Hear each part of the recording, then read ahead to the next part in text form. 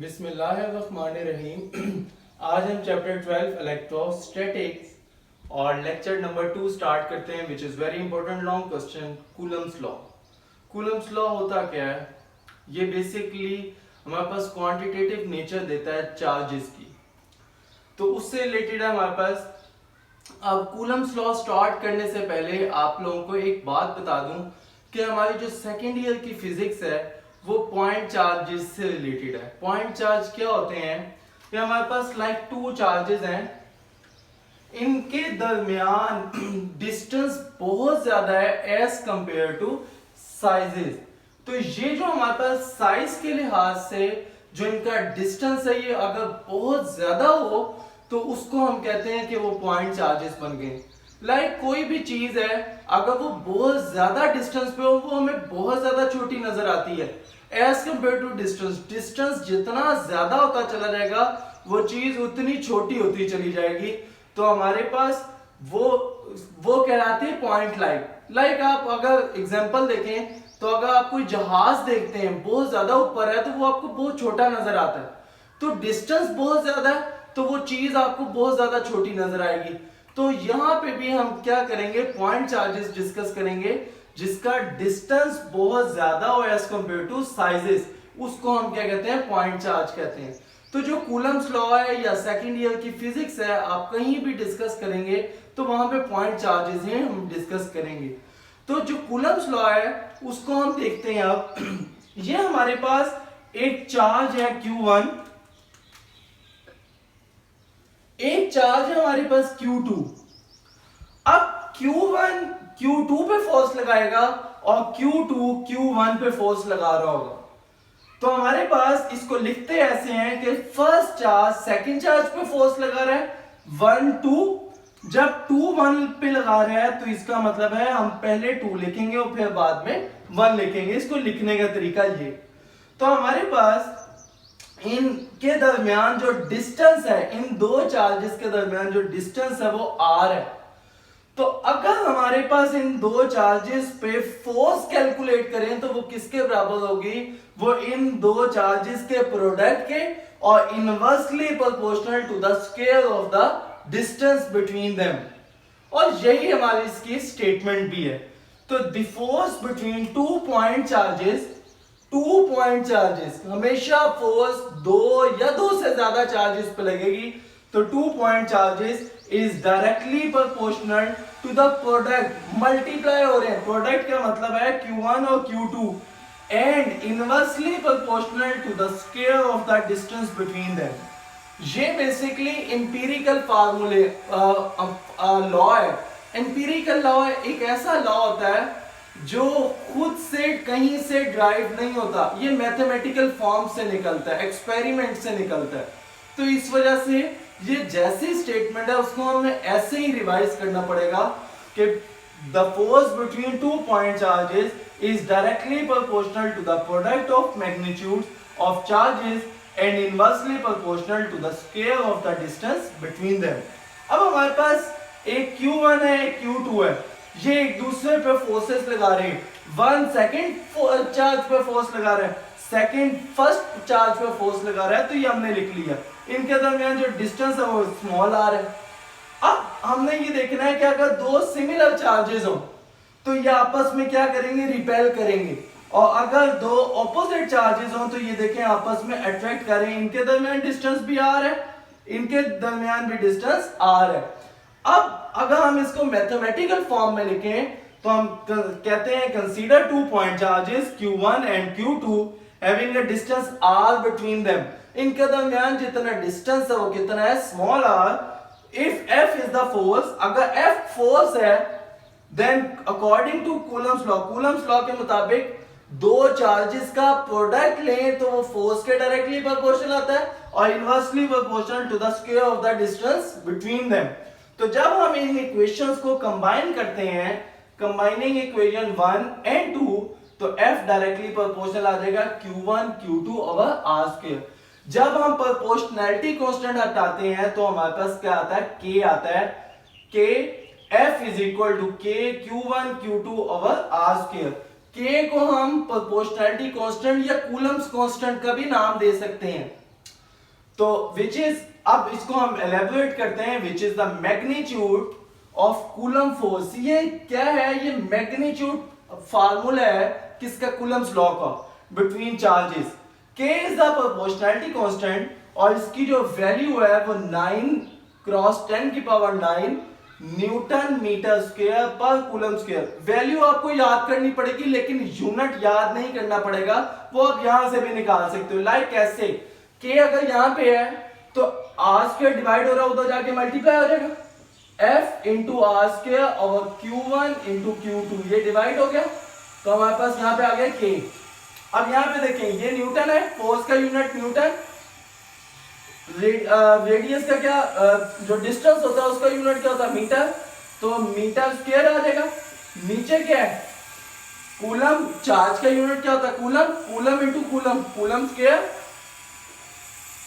तो हमारे पास ये यूनिट लिखा हमने, न्यूटन मीटर स्क्वायर पर coulomb square. It's value it depends upon, इसकी जो वैल्यू है वो जो डिपेंड कर रही है वो nature of the medium between two charges, nature पे डिपेंड कर रही है कि इन दो के दरमियान मीडियम कौन सा है।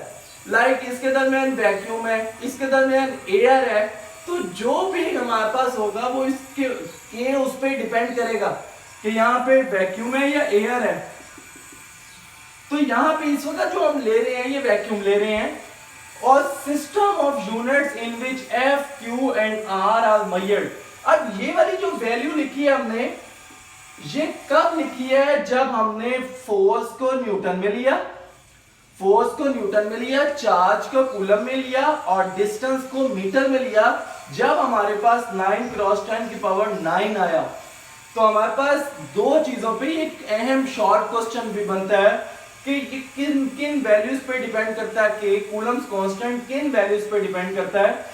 तो आपके पास जो वैल्यू आएगी वो 9 क्रॉस 10 की पावर 9 न्यूटन मीटर स्क्वायर पर coulomb square.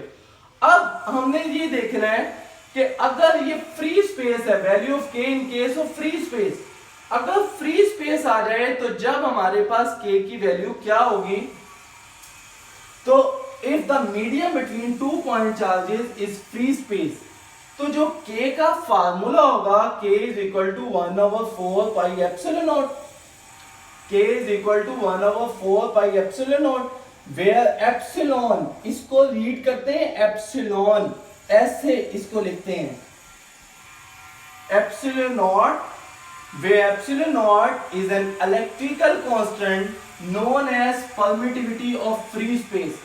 permittivity of free space का क्या मतलब है, permit का मतलब होता है इजाजत, कि ये मीडियम को कितनी इजाजत दे रहे हैं, दो चार्जेस के दरमियान मीडियम को कितनी इजाजत दे रहा है कि ये एक दूसरे पे फोर्सेस एक्सर्ट कर सके। तो हमारे पास where epsilon naught is an electrical constant known as permittivity of free space। अब इसकी वैल्यू क्या होगी इन ऐसा यूनिट्स, इस वैल्यू इज 8.85 क्रॉस 10 की पावर -12 कूलम स्क्वायर पर न्यूटन पर मीटर स्क्वायर। अब ये वैल्यू हमें एज इट इज याद करनी पड़ेगी, लेकिन यूनिट याद नहीं करना पड़ेगा, यूनिट हमें वैसे ही रिवाइज करना पड़ेगा। अगर आप ये देखें तो K is equal to 1/4 pi epsilon है। अब एप्सिलॉन का यूनिट निकालना है तो K डिवाइड हो गया, जब K डिवाइड होगा तो K आप जो भी K का यूनिट होगा इसका रिवर्स कर दें, आपके पास एप्सिलॉन का यूनिट आ गया। कैसे, अब 4 पाई का तो कोई यूनिट नहीं है, K का जो यूनिट होगा उसका रिवर्स कर दें, एप्सिलॉन का यूनिट आ जाएगा। लाइक न्यूटन है तो ये पर न्यूटन आ गया, देखें, उसके बाद मीटर स्क्वायर है तो पर मीटर स्क्वायर आ गया, और अगर कूलम स्क्वायर है तो क्या आ जाएगा, ये ऊपर जाएगा तो पर कूलम स्क्वायर आना था, ये नीचे आ गया तो ये कूलम स्क्वायर हो गया जस्ट। तो हमारे पास ये यूनिट इस तरह से आएगा, coulomb force always acts along the line joining two charges. ये बड़ी अहम लाइन है कि अगर दो चार्जेस इस प्लेन में लाई करें तो इधर ही फोर्स लगेगी एक स्ट्रेट लाइन में, अगर चार्जेस इस लाइन में है तो इधर ही फोर्स लगेगी, अगर चार्जेस यहां पे हैं तो इसके लाइनिंग में ही सिर्फ फोर्स एक्सर्ट होगी, ये परपेंडिकुलरली फोर्स एक्सर्ट नहीं होती। लाइक अगर दो चार्जेस यहां पे हैं तो हम सोच रहे हैं कि यहां पे फोर्स लग रही है, ऐसा नहीं है। परपेंडिकुलर फोर्स नहीं लगती, सिर्फ लाइन ज्वाइनिंग पे फोर्स लगती है। उसके बाद अब जो फार्मूला हमारा बना कूलम्स लॉ का, के की क्या वैल्यू आई है आपके पास 1/4 pi epsilon Q1 Q2 over R square. इसके बाद हम देखते हैं कि हमारे पास Coulomb force is a mutual force.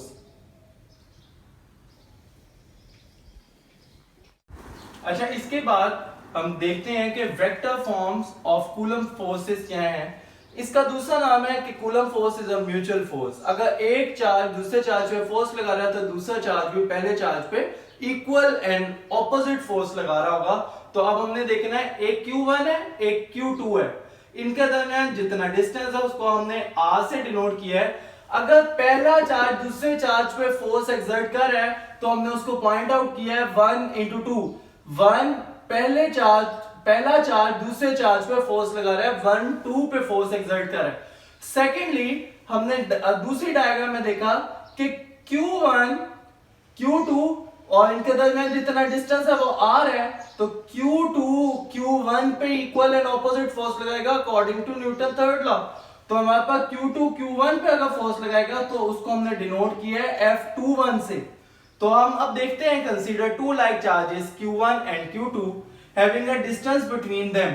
इनके दरमियान जितना डिस्टेंस है, having a distance R between them. If we denote a force exert on Q2 by Q1 as F12, अगर Q2 by Q1 that on charge Q1 due to Q2 as F21। इसको simple words में अगर मैं बताऊं आपको, तो पहला charge दूसरे चार्ज पे जो फोर्स लगा रहा है वो F12 है, और अगर दूसरा चार्ज पहले चार्ज पे फोर्स लगा रहा है तो उसको 21 से डिनोट करेंगे। अब यही बात यूनिट वेक्टर की फॉर्म में लिखी है। यूनिट वेक्टर हम क्यों यूज करते हैं? For direction. तो जब डायरेक्शन देखनी है तो 1 2 is a unit vector directed from Q1 to Q2। Q1 से Q2 तक का जो यूनिट वेक्टर है, जो डायरेक्शन पॉइंट आउट कर रहा है, वो 1 2 से रिप्रेजेंट कर रहा है।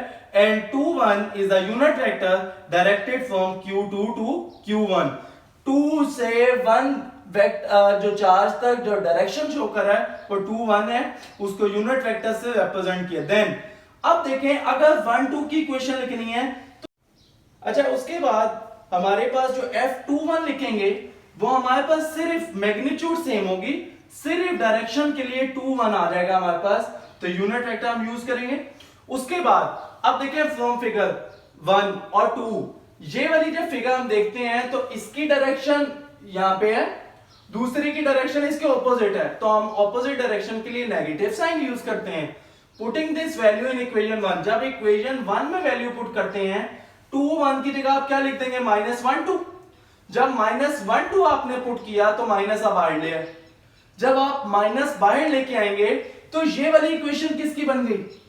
ये 1 2 की, F12 की। तो ये माइनस बाहर आ गया, -F12। तो हमारे पास यहां पे क्या लिखा गया? 2 1।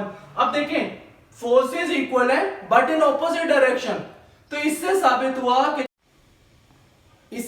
हुआ कि ये coulomb force is a mutual force. Mutual force का मतलब क्या है? अगर एक चार्ज दूसरे चार्ज पे फोर्स लगा रहा है तो दूसरा चार्ज पहले चार्ज पे भी equal but in opposite direction पे फोर्स लगाएगा। इसको हम कूलम्स इंटरेक्शन फोर्स भी कहते हैं। अगर मेरी आपको ये वीडियो पसंद आई हो तो लाइक करें, शेयर करें एंड सब्सक्राइब करें।